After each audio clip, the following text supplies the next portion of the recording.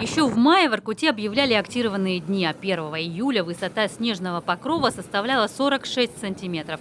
И несмотря на это, в арктическом городке, говорят синоптики, самое лучшее лето – внимание на всем северо-западе. На градуснике за 30 уже третью неделю ощущение, что вот где курорт. Вместо снега – тополиный пух. Ну за что здесь северные?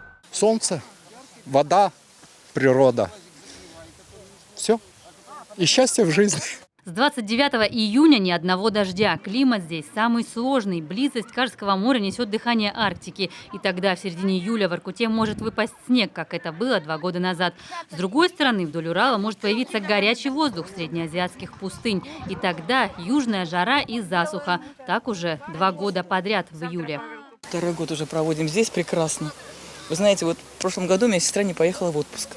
И говорит, а лето само ко мне пришло в Воркуту, какое счастье. Вот мы в прошлом году тут купались постоянно. Я уже привычно много лет живу, но, конечно, хорошо, приятно, что столько лет тепло. Ой, столько недель тепло.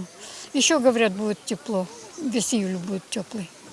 Эконом-вариант летнего отдыха воркутинцам на родине обеспечен. Такого нет даже в столице Коми. Зачем тратить деньги, когда и здесь все удовольствия? Аттракционы, катамараны, лужайки для пикника.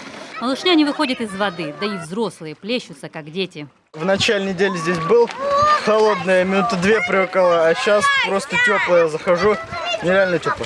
Даже кролик Боря променял домашнюю ванну на несанкционированный водоем. Официальный пляж городская администрация планирует открыть только в следующем году.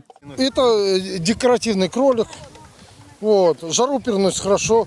Воду тоже купается очень хорошо, прекрасно купается. Все, дочку любит. В июле в Воркуте поднялась не только температура воздуха. Активность местного населения зашкаливает. В заполярных парках и на улицах буквально яблоку негде упасть. На лицах довольные улыбки. В выходные на центральной площади прошла первая уличная вечеринка «Морошка Open Air». Танцевальная пати теперь станет традиционным летним развлечением. Пусть оно и длится всего месяц, зато всегда становится сюрпризом. Ольга Коняева, Ирина Шумихина, Кирилл Нифонтов, телеканал Юрган, Воркута.